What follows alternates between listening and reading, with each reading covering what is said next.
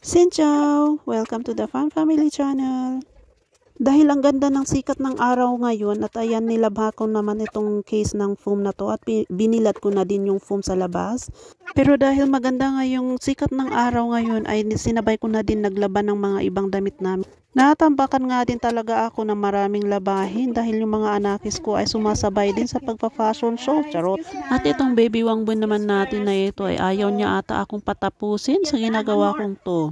Nag-excuse naman ako kay baby wangbon at sumasagot naman siya pero ayaw niyang lumalis dyan at ayan nagja-jump nga dyan at buti na lang hindi dumiretso yung kanyang mukha sa floor.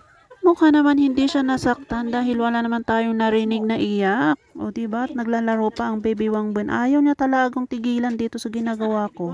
Pagkalabas naman ni Ate Linchi dito sa room nila ay kinuha naman niya yung hawak-hawak ni baby wangbon. Kaya ayan, medyo nagsusungit-sungit na naman ang baby wangbon natin.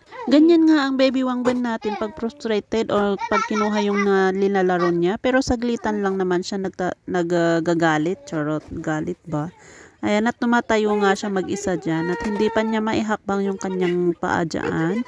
Pero marunong na siyang tumayo mag-isa. Katapos ko nga din palang naglaba ay lumabas kami saglit ni baby wangbon at naiwan itong dalawang magkapatid dahil sila nga din ang magpapasok ng ating nilabhan pagka uulan mamaya.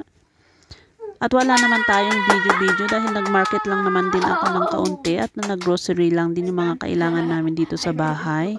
At ito naman yung kinagabihan dahil natuyo yung mga ibang nalabhan natin ay ito naman ang laging gawa namin. Ayan, si Ate Lindsay naman ang nagtatanggal ng hanger dito sa mga damit at ako naman yung nagtutupi. Si ate naman ang nagbabantay kay ating Linchi, ading wangbon at siya din yung nag-aayos ng hanger. Mabilis nga din pala namin natapos ito dahil nagtutulungan nga kami na gawin ito. Huwag nyo na lang pansinin kung paano ako magtupi dahil ganyan talaga akong magtupi mula noon hanggang ngayon, char. Paano ba naman kasi kahit anong ayos mo sa pagtutupi at paglalagay doon sa kabinet nila ay pagkakuha lang nila ng isang damit ayun ako po, naiwara amin. Kaya para hindi masakit sa puso at damdamin, char. Basta nag-fold ka tinamintal luos, tun. Yung mga ibang damit pala dito ay damit ko nung dalaga ako na kasya kay Ate Menan. Kaya ayan, nilabhan natin para gamitin niya na.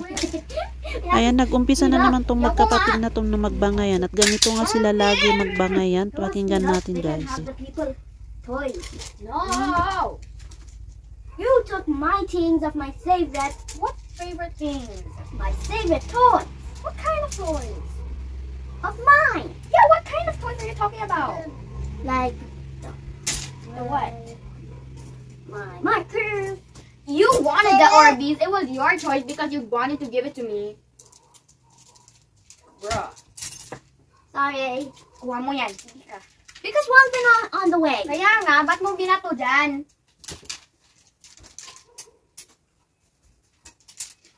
Tingnan mo, oh.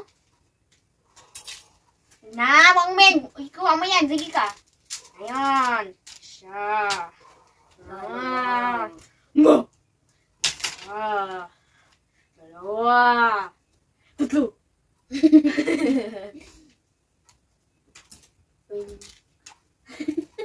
You just call it when I showed it. Hey, boy, coming out the way. Wing. Boy, coming out the way. Isa. Wing. Dalawa.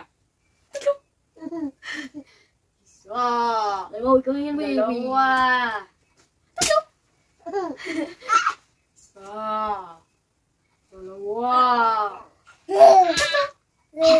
Ay. Ginagawa mo? You can see yourself. Can see yourself. Ay, naku-video ka pala eh. You can see yourself. Hi. Video ka pala. Bakit? Mag-video ako. Kano ko naman. See how you flip up pa rin. Sakit yun.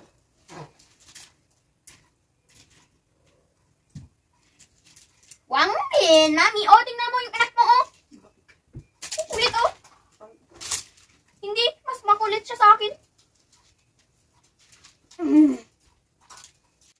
Yung ibang mga damit dito ay damit ko nung dalaga ako. Kahapon din kasi ay kinuha ko yung mga ibang boxes doon kina ate na nalilagay namin doon sa attic nila dahil wala nga masyadong space dito sa amin.